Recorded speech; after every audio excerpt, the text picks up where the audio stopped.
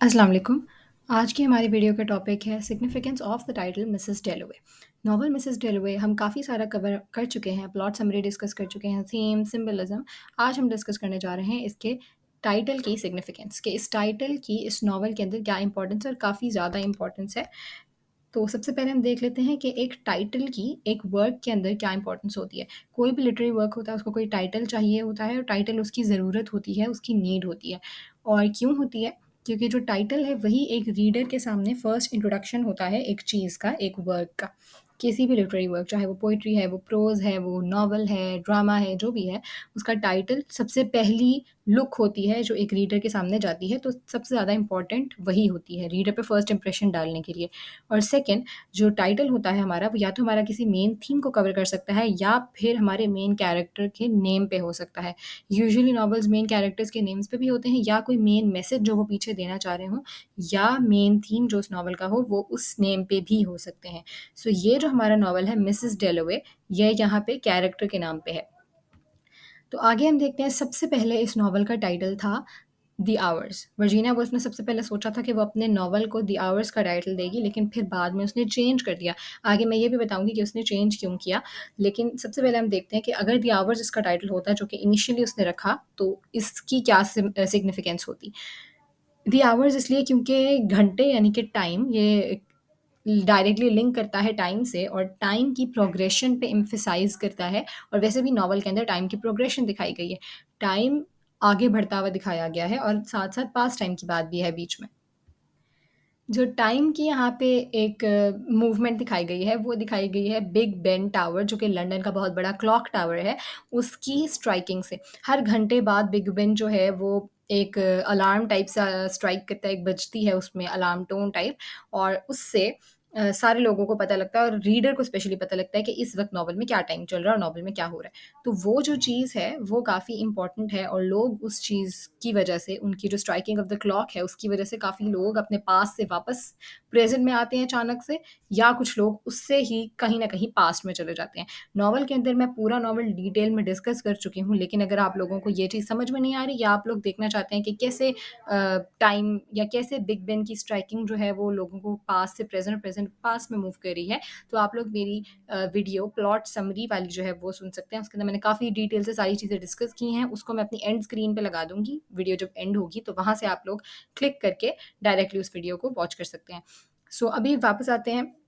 Striking off the clock जो है उसकी वजह से काफ़ी कैरेक्टर्स पास्ट में चले जाते हैं, जैसे कि जो ही क्लॉक स्ट्राइक की, बिग बेन का अलार्म बजा, तो कोई लोग पास्ट में कुछ सोचने लग गए, या जैसे अक्सर होता है पास्ट में कहीं खोए हुए होते हैं तो अचानक प्रेजेंट की किसी भी हैपनिंग से हम लोग प्रेजेंट में वापस आ जाते हैं। तो इसी तरह बिग बेन की स्ट्राइकिंग से कुछ लोग अपने प्रेजेंट में वापस भी आ जाते हैं, या कुछ लोग फ्यूचर के बारे में भी सोचते हैं। तो इट मीन्स जो टाइम है थ्री फ्रेम्स में जो एग्जिस्ट करता है, पास्ट, प्रेजेंट एंड फ्यूचर, तीनों कैटेगरीज को नॉवल के अंदर डिस्कस किया गया है, इसीलिए द आवर्स भी काफ़ी सिग्निफिकेंट हो सकता था। और नॉवल जो है वो सिंगल डे के अराउंड मूव करता है, यानी कि नॉवल जब स्टार्ट होता है तो बिग बेन जो क्लॉक है वो 10 AM स्ट्राइक करती है, और जब नॉवल एंड होता है तो रात के मिडनाइट 3 AM हो रहे होते हैं। पूरा एक दिन कवर करती है क्लॉक और नॉवल भी, तो ये चीज़ भी इसमें इम्पॉर्टेंट है। लेकिन ये नॉवल जो है ये चेंज कर दिया गया था वर्जीनिया वुल्फ की तरफ से, और अब इसका जो टाइटल है वो है मिसेस डेलोवे। और हम ये देखें कि उसका नाम मिसेस डेलोवे क्यों है। क्लैरिसा डेलोवे हो सकता था, क्योंकि बेसिकली डेलोवे, मिसेस डेलोवे का नाम क्लैरिसा ही तो है। इस नॉवल का नाम क्लैरिसा डेलोवे भी तो हो सकता था, मिसेस क्लैरिसा डेलोवे। तो क्लैरिसा का नाम ओमिट क्यों किया गया और उसको मिसेस डेलोवे ही क्यों किया गया? वो इसीलिए कि ज़ाहिर सी बात है मिसेस डेलोवे से क्लैरिसा की आइडेंटिटी हाइड हो जाती है। सिर्फ़ जो चीज़ सामने आती है वो है मिसेस डेलोवे, जो कि कौन है? मिस्टर डेलोवे की वाइफ़। तो यानी कि यहाँ पे ये चीज़ दिखाई गई है कि क्लैरिसा जो है उसको उसके हस्बैंड के नेम से आइडेंटिफ़ाई किया जा रहा है, उसकी अपनी शिनाख्त कहीं छुप गई है। क्लैरिसा जो है वो एक तरह का मास्क या एक तरह की आप कह सकते हैं कि दूसरी चीज़ अपने सामने ओढ़े हुए है, रखे हुए है, जो कि क्या है? उसकी आइडेंटिटी जो कि उस एसोसिएटेड है उसके हस्बैंड रिचर्ड डेलोवे से। ठीक है? और साथ ही हम ये भी कह सकते हैं कि इससे जो मिसेस डेलोवे नाम है, उससे ये भी समझ सकते हैं, जैसे यूजुअली ये समझा जाता था विक्टोरियन टाइम्स में, उसके बाद भी मॉडर्न टाइम्स में भी यूजुअली, और आज भी काफ़ी लोग, काफ़ी एरियाज़ के लोग ये सोचते हैं कि एक फ़ीमेल प्रोटेक्टेड नहीं है जब तक कि उसके पास मेल काउंटर पार्ट नहीं है। मेल उसका जो पार्टनर है वो नहीं है, तब तक वो सेफ एंड सिक्योर नहीं है इस सोसाइटी में। तो जो क्लैरिसा है वो तभी सेफ एंड सिक्योर हुई है जब उसके साथ डेलोवे वर्ड लग गया है, जब उसके साथ मिसेस डेलोवे लग गया है उसके नाम में। अगर ये ना लगता, वो अकेली क्लैरिसा रहती, तो वो डिस्ट्रॉयड हो जाती वर्ल्ड के हाथों। तो उसकी सेफ साइड यही है कि वो मिसेस क्लैरिसा डेलोवे बन के रहे, ना कि क्लैरिसा। ठीक है? तो यहाँ पे जो मिसेस डेलोवे वाली बात है, ये क्लैरिसा को कुछ ड्यूटीज़ भी देती है।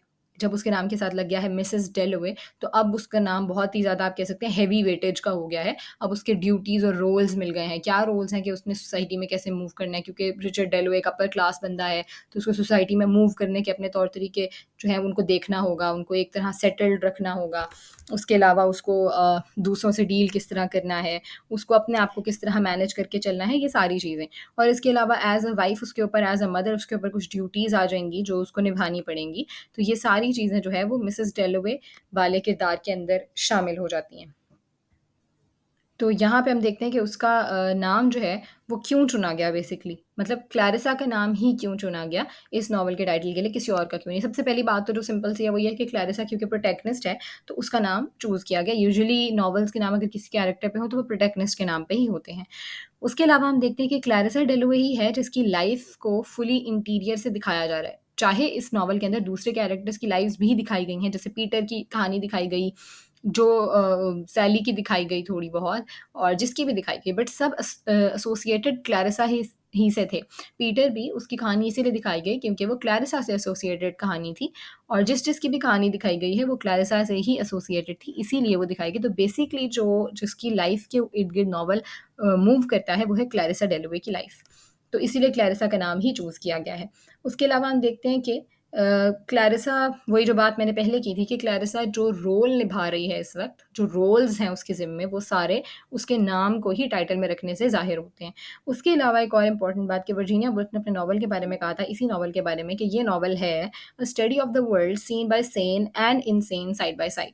यानी कि 2 पॉइंट ऑफ व्यूज़ इस नॉवल में दिखाए गए हैं। एक सेन पीपल यानी जो बिल्कुल मेंटली स्टेबल लोग हैं, वो इस दुनिया को कैसे व्यू करेंगे, और इनसेन यानी कि जो मेंटली अनस्टेबल लोग हैं, वो इस दुनिया को कैसे व्यू करेंगे। तो ये नॉवल उन दोनों की स्टडी है, दोनों के व्यू पॉइंट्स की स्टडी है।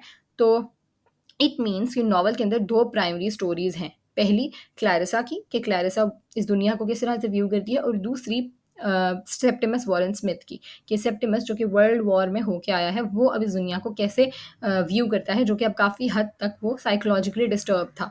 तो दोनों के व्यू पॉइंट शामिल किए गए हैं, और इन दोनों में जो ज़्यादा व्यू पॉइंट शामिल किया गया है, जो ज़्यादा वेटेज का व्यू पॉइंट था, वो था क्लैरिसा का। तो इसीलिए ये नॉवल जो है क्लैरिसा के नाम पे ही रखा गया है। तो आई होप आप लोगों को ये सारी चीज़ें क्लियर होंगी। अगर मैं इसको थोड़ा-सा समराइज़ कर दूँ, तो वो यही है कि क्लैरिसा का नाम टाइटल के अंदर इसलिए रखा गया है, एक तो वो प्रोटैगनिस्ट है, दूसरा ये कि नॉवल उसकी लाइफ़ के गिर्द रिवॉल्व करता है, तीसरा ये कि नॉवल के अंदर बेसिकली जो दूसरे कैरेक्टर्स की बातें भी हैं, वो भी क्लैरिसा से ही एसोसिएटेड हैं।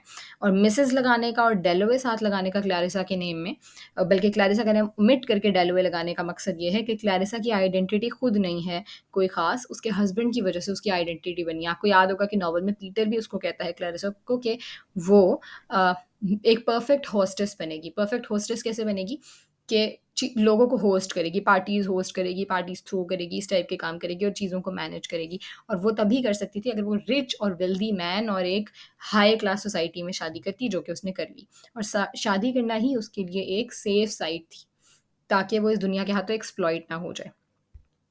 सो आई होप आप लोगों को ये सब कुछ समझ में आ गया होगा, और अगर कोई कन्फ्यूजन्स हैं तो आप लोग मुझसे कमेंट सेक्शन में पूछ सकते हैं। I hope I would answer all of your questions. Thanks for watching the video. अगर चैनल को सब्सक्राइब करना चाहते हैं तो आई वुड सजेस्ट कि ज़रूर करें, बिकॉज़ मैं मज़ीद भी कंटेंट शेयर करती रहूँगी आप लोगों के साथ, और मज़ीद वीडियोज़ आप लोगों तक इंशाल्लाह पहुँचती रहेंगी। So until the next video, अल्लाह हाफ़िज़।